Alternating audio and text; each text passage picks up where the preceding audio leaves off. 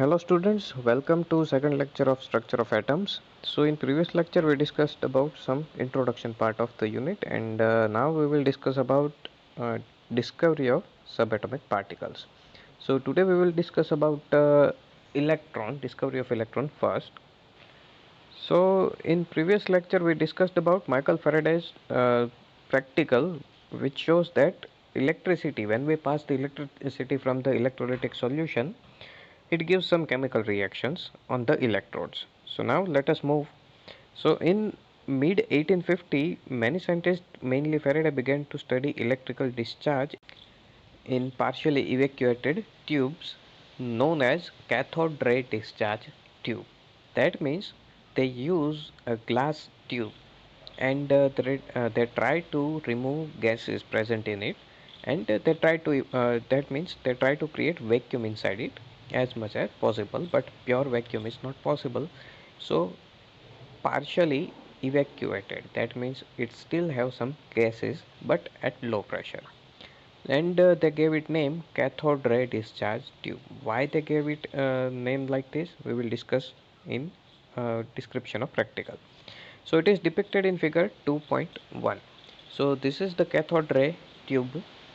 As we can see here, we have a vacuum pump, then we have anode mentioned as positive, cathode mentioned as negative, and they are connected with high voltage supply, that means battery. So in this tube we have some gases, and we are trying to pass electrons, or in this case we can say that we are trying to pass electricity using high voltage through this gas. Now normally gases are not conductor of electricity. We know that normally electricity do not flow from gases, but if you are using very high voltage electricity, then we can create conduction out of non-conductor things like gases. Simple example, during the stormy night, when lightning bolts, thunders strike on earth, they uses air molecules as a conductor medium. Because of extreme high voltage created inside the clouds, air molecules also becomes conductor of electricity. So same type of practical is carried out here. In this tube we have low pressured gases, and if we put higher voltage, then gases will become conductor of electricity. Okay, so electrons will flow from them. So cathode ray tube is made of glass containing two thin pieces of metal called electrodes. The electrical discharge through the gases could be observed only at the very low pressure and at high voltages. The pressure of different gases could be adjusted by evacuation of the glass tube. That means with using vacuum pump as mentioned in figure. So when sufficient high voltage is applied across the electrode, current starts flowing through the stream of particle moving in the tube from negative electrode cathode to positive electrode anode. These were called cathode ray or cathode ray particles. So why we are calling it cathode ray or cathode ray particles? Because as mentioned, current start flowing through the stream of particles moving in the tube from the negative electrode, which is cathode. That means they will start flowing from cathode, or we can say that we can observe that they are being produced from cathode to the positive electrode anode. Okay, so they are being produced or they are coming from the cathode. That's why they are referred as cathode rays or cathode ray particles. And this is the same reason why we are referring this tube as cathode ray discharge tube, because it is producing cathode rays. Now the flow of current from the cathode to anode was further checked by the making hole in the anode and coating the tube behind the anode with phosphorescent material zinc sulfide. When these rays after passing through the anode strike the zinc sulfide coating, a bright spot is developed on the coating. So when we pass high voltage of electricity, some particles, cathode ray particles, will generate from negative electrode cathode, and they will pass through the tube with the stream of particle like this, and they will end up at anode. Okay, so that means this will be direction of flow of current. Cathode ray particles will be produced from the cathode and it will end up at the anode. Now how can we further verify it? To verify it, we will put some holes in anode. As we can see here, we put some holes, so when these cathode ray particles start flowing from cathode to anode, some particles will pass through this hole like this, and they will strike on the phosphorescent material. Now phosphorescent material, that means these materials on the chemical reaction produces light. Okay, so simple thing, phosphorescent materials or fluorescent materials produces light when they react with something. So in this case, this material zinc sulfide will react with this cathode ray particle stream. When this cathode ray particle stream strikes on this zinc sulfide, it will produce glow or it will emit light. So what we get from this practical? So some summary of this practical is, first point, the cathode rays start from cathode and move towards the anode. Now cathode, as mentioned in the figure, cathodes are negative by charge and anodes are positive by charge. So we can say that these particles produced from cathode, they are moving away from cathode, so we can assume that they may have same charges because they are moving away from each other. As mentioned earlier, like charges repel, unlike charges attract. So because of cathode and cathode ray particles are moving away from each other, we can say that they are repelling each other, so maybe they will have same charges. So these rays, second point, themselves are not visible, but their behaviors can be observed with the help of certain kind of materials, fluorescent or phosphorescent materials. So fluorescent or phosphorescent, that means they will produce light when they react with specific material. In this case, cathode ray particles, which glows when hit by them. So television picture tubes are cathode ray tubes, and television picture results due to the fluorescence on the television screen coated with the certain fluorescent or phosphorescent material. So that means cathode ray tube is very basic and initial version of old television screens. Okay, we are talking about old televisions, not the latest one. That means we are talking about these type of televisions. So this type of TV uses same principle as we discussed here. It produces cathode ray particles, and we have some latest name for this type of particle which we are going to discuss in upcoming point. So they are producing cathode ray particles, and these particles will strike on fluorescent or phosphorescent material coated on the glass screen, and then it will produce specific type of colors depending on the strength of those particles. If particles are higher in energy, they will give us different type of color. If they are low in energy, then color will be different. Inside it will see look like something this. So this is our cathode ray tube, but this is very advanced tube. So we can assume that particles will be generated from this region, and they will strike on the surface here, and this surface will glow. That means screen will glow and it will give us different type of colors. Now next point, in the absence of electrical or magnetic field, this rays travels in straight line. That means they are being affected with electrical or magnetic field. If we are applying electrical or magnetic field, they do not move in straight line. That means it will feel effect of these fields. So this is the effect of magnets on cathode ray tubes. So as we can see in this image, it will distort these cathode ray particles, and that's why we will see some distortion on screen as well. Okay, so these are a few examples of different type of magnets with different strengths. So they will give us different type of results depending on strength of magnet and location of magnets. So next point is, in the presence of electrical or magnetical field, the behavior of cathode rays are similar to that expected from negatively charged particles. That means in the presence of external electrical field, they will feel repulsion from the electricity because of negative charge. So it suggests that the cathode rays consist of negative charged particles called electrode. So finally we give it a name, electrons, which we are familiar. So cathode rays are actually electrons. So the characteristic of cathode rays or electrons do not depend upon the material of electrodes and nature of gas present in the cathode ray tube.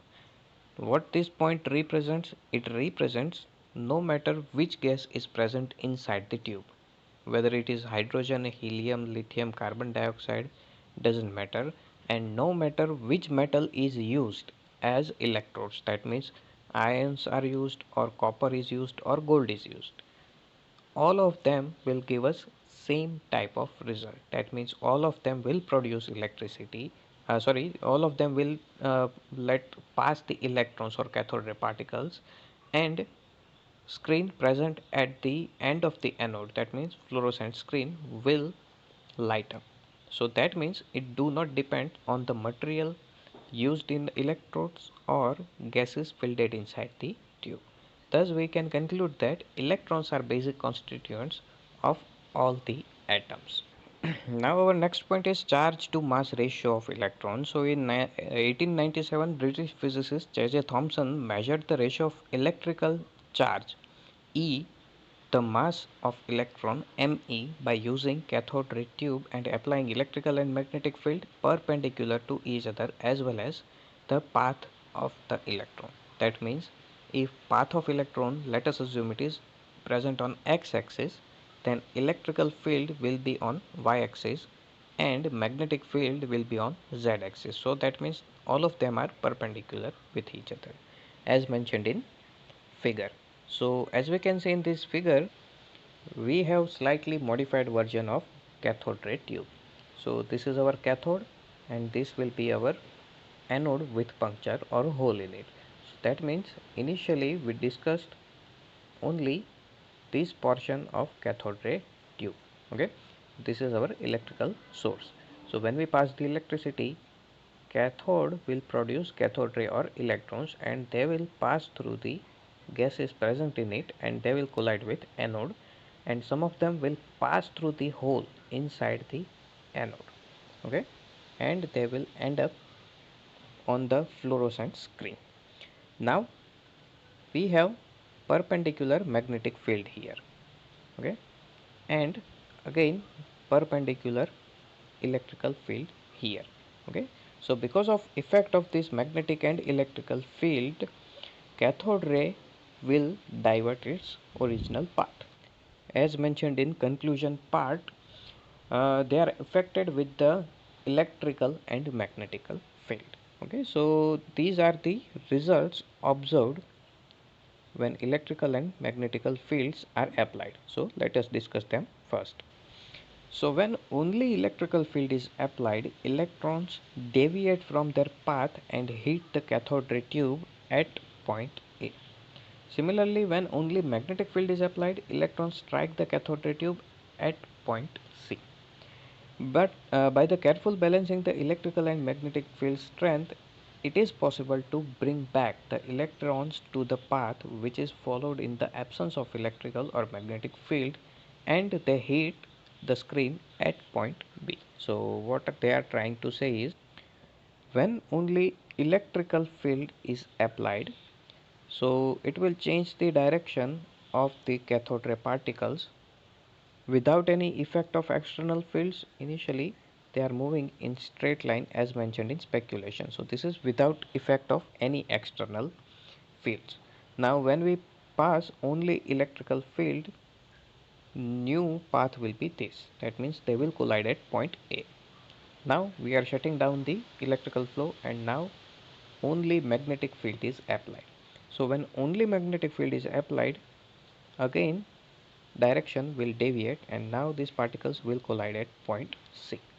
So that means electrical and magnetic fields are giving results in opposition to each other.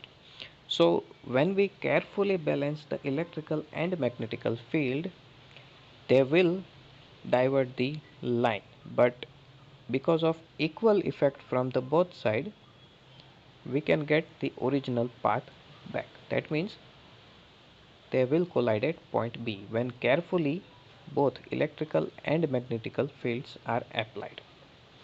So from this practical, Thomson argued that the amount of deviation depends on the following points.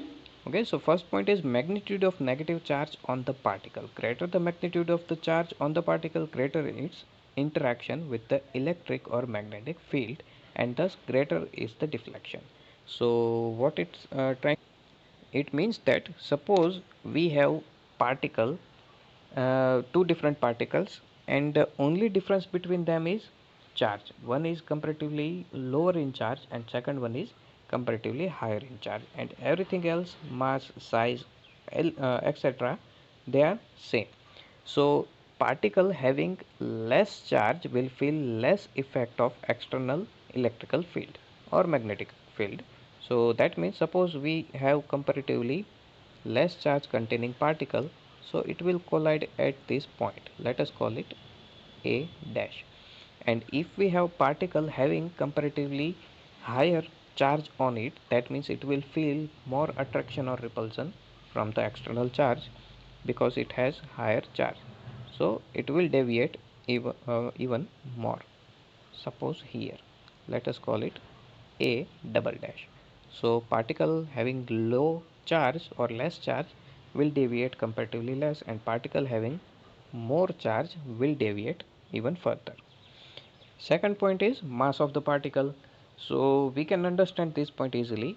Lighter the particle, greater the deflection. Simple thing. That means heavier particle will give us less deflection. Suppose you have two same sized ball. One is plastic ball, second one is metal ball. So let us say weight of the plastic ball is 100 gram and weight of metal ball is 1 kilogram. Okay, so they have 10 times difference in mass, 100 gram and 1 kilogram or 1000 gram.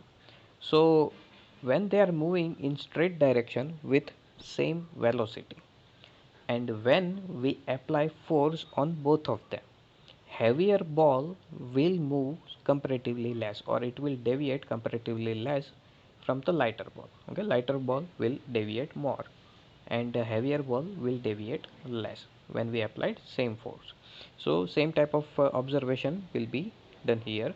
So if particle is heavy, then it will deflect less, and if particle is light in weight, it will deflect more.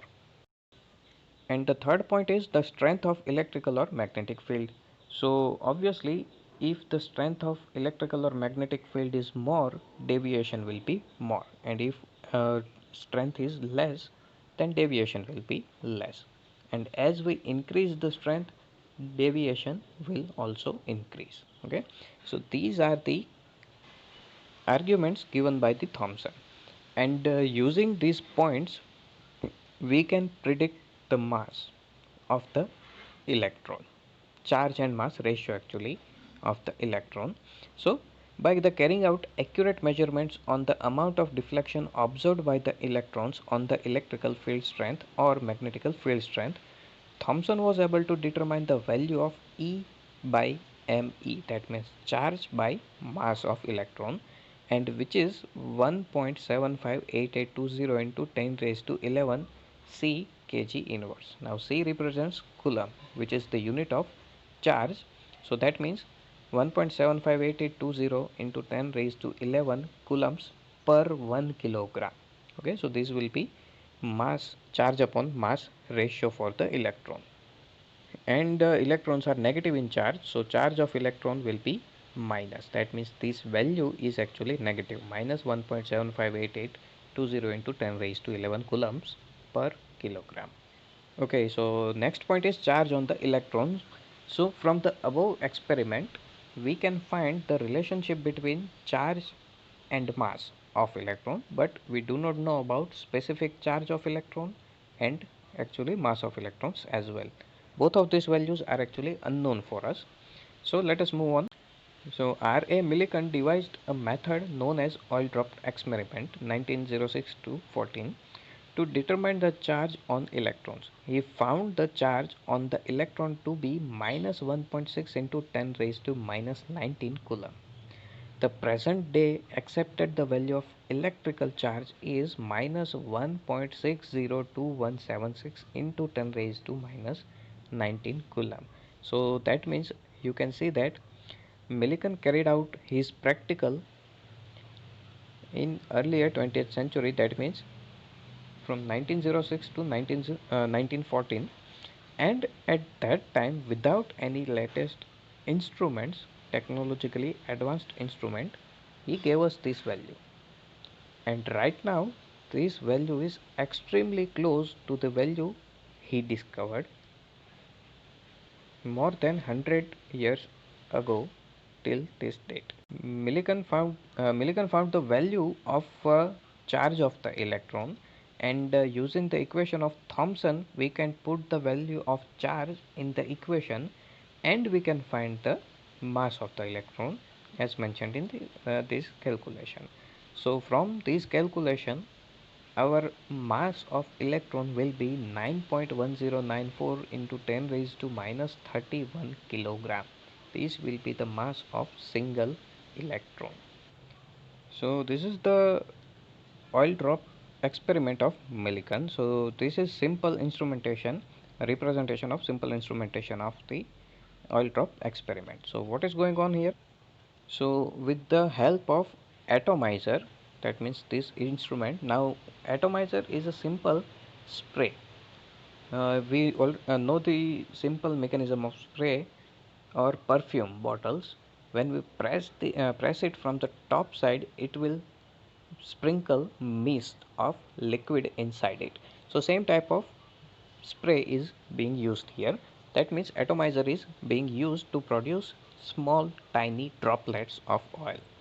Now these droplets of oil will pass through the charge plate.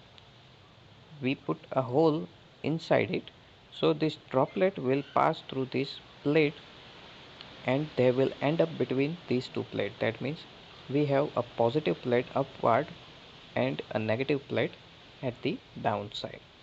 So now air present in this region, that means between these two plates, this air is already ionized by X-ray. So ionized air will collide with this particle, oil particle, and it will make this particle ionize as well. Okay, that means charge will transfer from air molecule to oil droplet. We can observe these droplets from this telescope, which has micrometer eyepiece. That means we can view smaller things using it. So now by carefully maintaining the charge on this plate, we can increase, decrease, or make stationary dropping speed of this particle. That means because of gravity, this oil droplet will move downwards, okay, without any external electrical field. Okay, so this particle will drop down with because of gravity. But as we mentioned here, air around this particle is ionized with the help of X-ray, and air molecule will provide charge to this oil droplet. That means they will transfer the charge to the oil droplet. So now our oil droplets are also charged particles. Now by applying different type of voltages to these metal plates, that means anode and cathodes, we can either increase the dropping speed, that means we can accelerate it, or we can retard it, that means we can decrease the speed, or we can make this droplet stationary, that means they will float between these two plates. They won't go down or go up, they will be stationary at its position depending on the charge of these plates. Now, by carefully maintaining the charges on the plate, it he was Millikan was able to find the perfect mass of those oil droplets, and then carefully observing the motion of the droplet, he found that the magnitude of electrical charge on droplet, called Q, is always integral multiple of electrical charge. That means, let us say Q is equal to NE. So here N will be always 1 or 2 or 3 or 4, etc. That means it will be a whole number, not a fractional value.